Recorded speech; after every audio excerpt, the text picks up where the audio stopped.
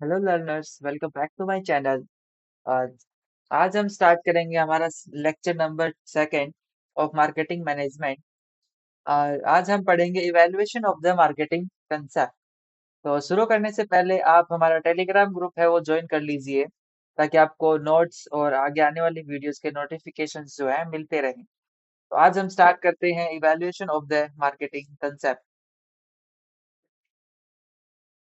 देखिए, मार्केटिंग का जो कंसेप्ट है वो धीरे धीरे इवॉल्व हुआ है। जैसे कोई भी चीज है, जैसे धीरे धीरे इवॉल्व होती है, उसका नए मॉडर्न आता है, फिर उसका और मॉडर्न तरीके नए फीचर्स आते हैं, वैसे ही मार्केटिंग का जो कंसेप्ट है वो भी धीरे धीरे इवॉल्व हुआ है। तो सबसे पहले जो कंसेप्ट आता है वो है अपना प्रोडक्शन कंसेप्ट। प्रोडक्शन कंसेप्ट क्या बात करता है कि अ, आप सबसे ज्यादा तो मास में प्रोडक्शन कीजिए। आप अगर जितना ज्यादा प्रोडक्शन करेंगे, उससे अपनी कॉस्ट क्या है, कम आएगी। और इस प्रोडक्ट को इतना अवेलेबल कर दीजिए कि हर तक आपका प्रोडक्ट जो है पहुंच जाए। जो कस्टमर है वो आपको जो नियर बाय अगर उसको जो कोई प्रोडक्ट मिल रहा है कम कॉस्ट में, तो वो आप अपने आप ही परचेज कर लेगा वो। तो ये कंसेप्ट जो है इसके बारे में बात करता है कि आप मास में प्रोडक्शन कीजिए, जिससे आपकी कॉस्ट कम आएगी और वाइड रेंज में आपका जो प्रोडक्ट है वो प्रोवाइड करवाइए। तो कस्टमर जो है वो अपने आप ही उसको खरीद लेगा। तो क्या बात की एजम्पशन क्या है, consumer prefer widely available product. जो उसको वाइडली अवेलेबल इजीली मिल जा रहा है उस प्रोडक्ट को वह, और जो कम कॉस्ट में है, तो उसको वो अपने आप ही खरीद लेगा। फिर इसका जो मेन ऑब्जेक्टिव है वो क्या है, increase production efficiency and reduce the cost. जितना आप प्रोडक्शन करोगे वाइडली, आपकी कॉस्ट क्या है वो कम होती जाएगी। तो मेन जो प्रोडक्शन कंसेप्ट है वो इसी पे बात करता है। फिर धीरे धीरे इस कंसेप्ट और इवेल्युएशन हुआ। बाद में आया प्रोडक्ट कंसेप्ट। फिर मार्केटर्स को पता लगा कि नहीं, प्रोडक्शन करने से नहीं, हमें अपने कंपटीटर से आगे बढ़ना है। तो हमें प्रोडक्ट में कुछ नए फीचर्स, इनोवेशन या क्वालिटीज भी लानी चाहिए। तब आप अपना प्रोडक्ट को डिफरेंशिएट कैसे करेंगे, कोई यूनिक इनोवेशन लाएंगे, तभी तो आप अपने कंपटीटर से अलग होंगे। तो ये उसके बारे में बात करता है। आप प्रोडक्ट कंसेप्ट की बात आती है कि आप प्रोडक्ट की क्वालिटी और इनोवेशन के ऊपर एम्फेसिस किया गया। इसका जो मेन जो अजम्पशन है वो है, consumer prefer highly quality product और इनोवेटिव प्रोडक्ट। कंज्यूमर जो है वो कोई क्वालिटी देख के प्रोडक्ट को लेता है। ऐसा नहीं है कि कोई भी उसको प्रोडक्ट मिल रहा है तो वैसे नहीं खरीदता है। वो कम कॉस्ट पे है लेकिन क्वालिटी अच्छी है, या ज्यादा कॉस्ट पे लेकिन क्वालिटी ज्यादा दे रहा है उसको, तो वो कंज्यूमर उसको जरूर परचेज करेगा। तो ये इसके बारे में बात करता है। इसका जो मेन ऑब्जेक्टिव है वो है कंटिन्यूअस प्रोडक्ट इंप्रूवमेंट। आप जो अपना प्रोडक्ट है उसमें, उसके अंदर जो है आप नए नए फीचर्स लाते रहिए, ताकि जो आपको प्रोडक्ट की क्वालिटी है वो बढ़ती रहेगी और अपने कंपटीटर से आप ज्यादा डिफरेंशिएट कर पाएंगे। प्रोडक्ट कंसेप्ट के बाद जो कंसेप्ट आता है वो है सेलिंग कंसेप्ट। प्रोडक्शन किया, प्रोडक्ट इनोवेट किया, बट अब जब तक क्या फायदा जब तक कंज्यूमर को ये नहीं पता है कि आपका प्रोडक्ट मार्केट में है या नहीं है। मान लीजिए आप एक कंपनी खोल रखे हैं, आपने एक नया प्रोडक्ट बनाया और जब उस प्रोडक्ट के बारे में किसी को पता ही नहीं है, तो आपको कंज्यूमर तक कैसे पता चलेगा कि मार्केट में कोई ऐसा भी प्रोडक्ट है। तो इसके लिए आपको क्या है, प्रमोशंस करने हैं, सेलिंग, मतलब बताना है कंज्यूमर कि हमारे पास ऐसा कुछ प्रोडक्ट है। कंज्यूमर अपने आप नहीं आता कि हमें ये प्रोडक्ट चाहिए। कंज्यूमर को बताना पड़ता है कि हमें हमारे पास ये प्रोडक्ट है। तो ये कंसेप्ट इसी के बारे में बात करता है। इसके अंदर जो मेन कोर फोकस है वो यही है कि अग्रेसिव सेलिंग और प्रमोशन की जाए, जिससे कंज्यूमर को पता लगे कि हमारे पास ऐसा कोई प्रोडक्ट है। Consumer will not buy enough unless project. जब तक कंज्यूमर कहीं एड या न्यूज़पेपर में नहीं देखेगा कि हमारे पास कि ऐसा भी कोई प्रोडक्ट है वो जो मार्केट में अवेलेबल है, तो जब तक वो नहीं आएगा खरीदने के लिए। आप प्रोड्यूसर हैं, आपने प्रोडक्ट बनाया, आपने न्यूज़पेपर में डाला कि हमारे पास ऐसा यूनिक प्रोडक्ट है, कंज्यूमर उसको देखेगा तो खुद चल के आएगा कि हाँ, मुझे भी ये प्रोडक्ट की, वो डिमांड करेगा उस प्रोडक्ट की। तो ये कंसेप्ट जो है वो इसी के बारे में बात करता है। मेन फोकस जो ऑब्जेक्टिव जो इसका यही है कि इंक्रीज द सेल्स वॉल्यूम, कि हमारी जो सेल्स है वो ज्यादा बढ़ सके। नेक्स्ट जो कंसेप्ट आता है वो है मार्केटिंग कंसेप्ट। ये जो कंसेप्ट है वो बात करता है कि हमें ऐसा प्रोडक्ट बनाना है जो कंज्यूमर की नीड और सेटिस्फेक्शन के बेस पे। ऐसे नहीं कि हमने कोई भी प्रोडक्ट हमारे दिमाग में आया हमने बना दिया। नहीं, कंज्यूमर कौन से प्रोडक्ट की नीड कर रहा है, उसे किस सोसाइटी के अंदर अपन जाएंगे, और देखेंगे कि हाँ इस प्रोडक्ट की कंज्यूमर जो है वो डिमांड कर रहे हैं। जैसे कि मान लो कंज्यूमर, आप मार्केट में गए, आपको पता लगा कि कंज्यूमर को चाहिए एआई बेस्ड कैमरे वाला फोन चाहिए। तो आपको पता लगा कंज्यूमर की नीड, फिर आपने उसके बेस पे अपने जो है वो प्रोडक्ट बनाया, और उस प्रोडक्ट को बना के आपने कंज्यूमर तक पहुंचाया, फिर आपने देखा कि कंज्यूमर कितना सेटिस्फेक्शन हुआ। तो इसको बोलते हैं मार्केटिंग कंसेप्ट। इसमें जो मेन अजम्पशन यही है कि कंज्यूमर की सेटिस्फेक्शन के ऊपर ज्यादा जोर दिया गया। और इसका जो मेन ऑब्जेक्टिव है वो है कि आइडेंटिफाई करें और satisfy the target market needs, कि मार्केट के अंदर क्या नीड्स है उसको आइडेंटिफाई करें, और उनको आइडेंटिफाई करके ऐसा प्रोडक्ट बना के उनकी नीड्स को सेटिस्फाई कर सके। तो ये है मार्केटिंग कंसेप्ट की बात होती है। मार्केटिंग कंसेप्ट के बाद एक नया कंसेप्ट आया, कि वो जो है societal marketing concept. Marketing concept हुआ, लेकिन अब क्या हुआ कि कंज्यूमर की नीड्स को ध्यान में रखना ही रखना है, लेकिन साथ में सोसाइटी की नीड को भी ध्यान में रखना है। जैसे कि आजकल आपने देखा होगा कि टीवी में एड्स आते हैं।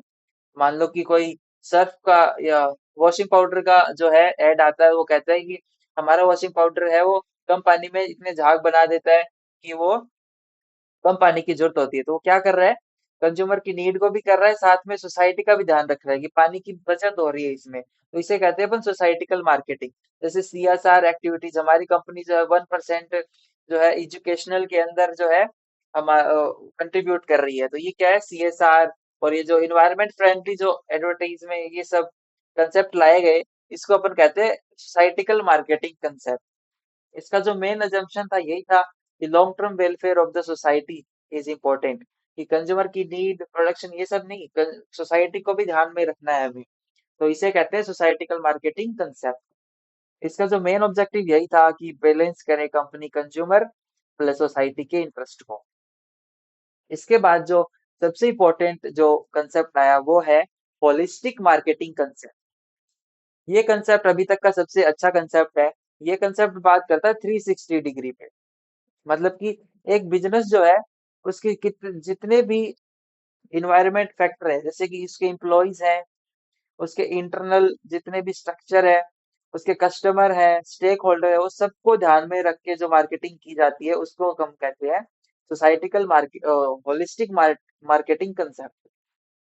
ये इंटीग्रेट करता है सारी एक्टिविटीज को, ऑल अराउंड जो बिजनेस है। तो इसको हम थोड़ा डिटेल में पढ़ते हैं, होलिस्टिक मार्केटिंग कंसेप्ट को।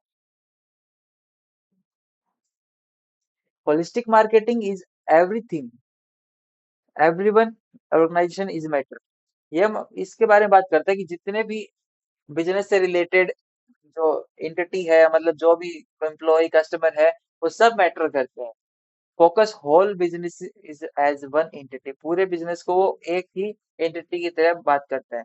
ये इसके 4 कंपोनेंट है, आपको इसे याद रखना है। एमसीक्यूज में पूछ लेते हैं कि होलिस्टिक मार्केटिंग के क्या क्या कंपोनेंट्स है। पहला तो इंटीग्रेटेड मार्केटिंग, रिलेशनशिप मार्केटिंग, इसको अपन परफॉर्मेंस मार्केट, नहीं, इसको रिलेशनशिप मार्केटिंग। एक सोसाइटिकल मार्केटिंग होता है, और इसे परफॉर्मेंस मार्केटिंग भी बोलते हैं। परफॉर्मेंस मार्केटिंग अगर एमसीक्यूज में आए तो ये भी सही है। और एक इंटरनल मार्केटिंग। अब इंटरनल मार्केटिंग देखते हैं क्या है। एक कंपनी के अंदर जितने भी डिपार्टमेंट है उन सबको साथ में लेके चलना है, उनकी भी अच्छे से, मतलब इम्प्लॉइज है, प्रोडक्शन डिपार्टमेंट है, मार्केटिंग डिपार्टमेंट है, उन सबके की मार्केटिंग क्या होनी चाहिए, अच्छी होनी चाहिए, उनके अंदर बैलेंस होना चाहिए।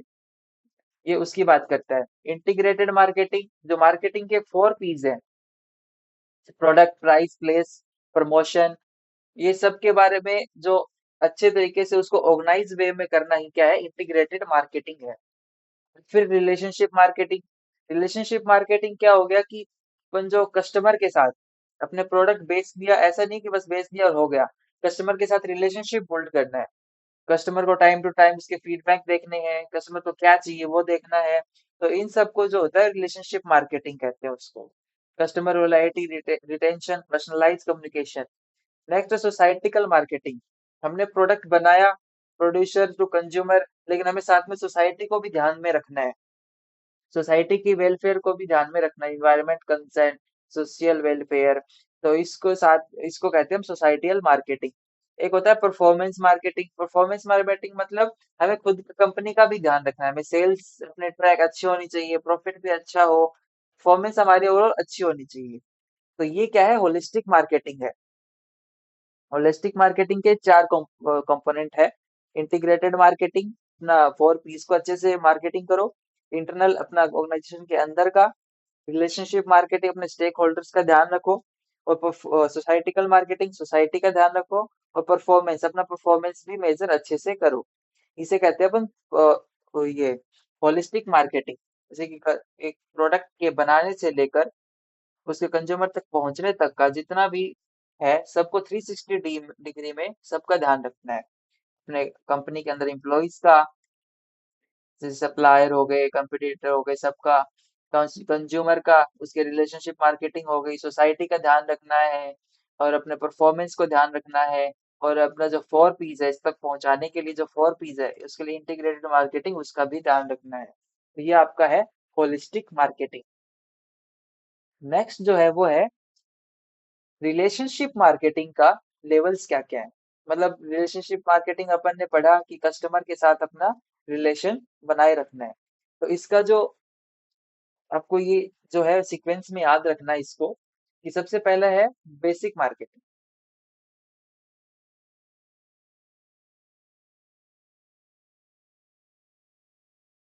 हम देखते हैं बेसिक मार्केटिंग। ये सबसे बेसिक लेवल की जो मार्केटिंग है वो होती है। जैसे कि सेलर ने है, वो अपना गुड्स जो है वो सेल कर दिया। मान लो अपन किसी शॉप में गए, हमने पेन खरीदा। फिर उसके बाद कस्टमर और सेलर का कुछ पता नहीं है कि वो क्यों पूछेगा भी क्या पेन कैसा था, ऐसा नहीं पूछता है। तो ये सबसे बेस और ट्रेडिशनल लेवल की मार्केटिंग है। मतलब कि सेलर इतना कुछ नहीं पूछता है उसमें, बस खरीदा, सामान बेचा, हो गया। और ट्रांजैक्शन वन टाइम सेल होती है इसमें। इसके बाद जो होती है वो रिएक्टिव मार्केटिंग। इसमें क्या होता है कि seller encourage customer to contact the from they face any problem.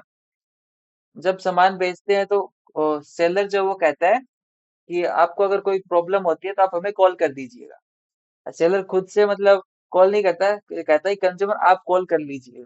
Handling complaints, call if you have face any issue with the product.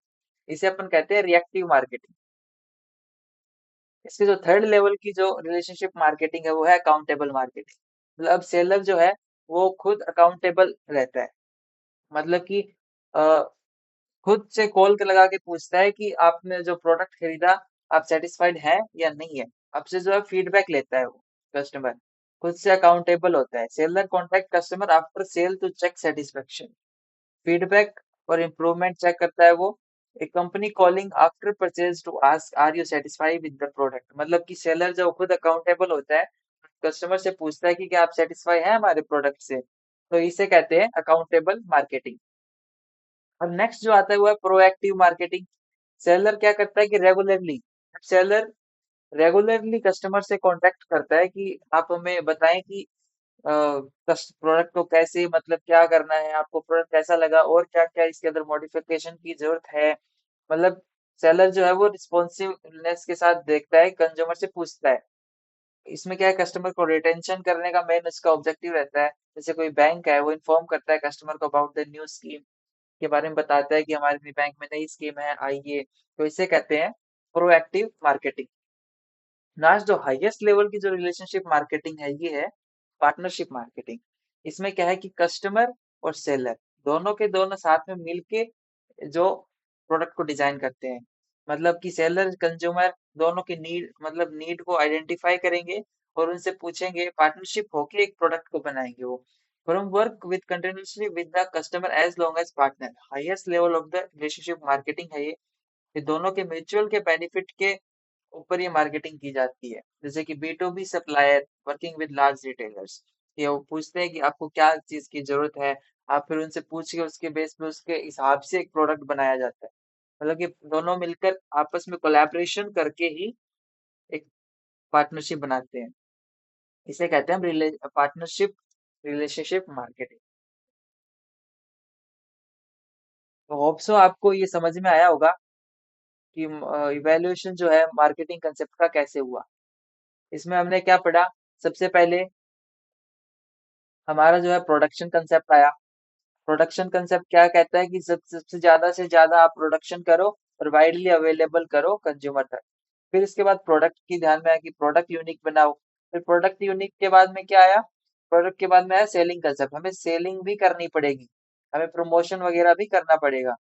फिर इसके बाद में आया societal marketing, customer sorry marketing concept आया। मार्केटिंग कंसेप्ट आया कि हमें consumer की नीड को ध्यान में रख के प्रोडक्ट बनाना है। फिर इसके बाद सोसाइटियल मार्केटिंग कंसेप्ट आया कि हमें कस्टमर के साथ साथ सोसाइटी को भी ध्यान में रखना है। फिर सोसाइटियल मार्केटिंग के बाद जो कंसेप्ट आया वो है अपना होलिस्टिक मार्केटिंग, जो 360 व्यू में सबको देखता है, जो हमने अभी पढ़ा। इसके जो 4 कंपोनेंट है वो भी याद रखना है आपको। Integrated marketing, relationship marketing, internal marketing, societal and performance marketing. ये एग्जाम में पूछा जाता है। और नेक्स्ट जो है लेवल ऑफ रिलेशनशिप मार्केटिंग, ये भी आपसे पूछा जाता है कि रिलेशनशिप मार्केटिंग के लेवल्स बताओ, मतलब ऑप्शंस में देता है। तो आपको याद रखना है सबसे पहला सबसे बेसिक, मतलब कि सेलर ने सेल कर दिया है, उसके बाद कुछ नहीं पूछता वो। सेकंड रिएक्टिव, थोड़ा बहुत अगर वो कहता है कि आपको कोई इश्यू हो तो हमसे पूछ लेना। फिर थर्ड अकाउंटेबल रहता है, सेलर खुद पूछता है कि आपको कैसी लगी सर्विस। थर्ड वो प्रोएक्टिव हो जाता है, वो मतलब कि सेलर जो है कंज्यूमर को कॉल करता ही रहता है बार बार कि हमारे पास ये है, हमारे पास ये है, आप खरीदिए, तो रिटेंशन करने की कोशिश करता है।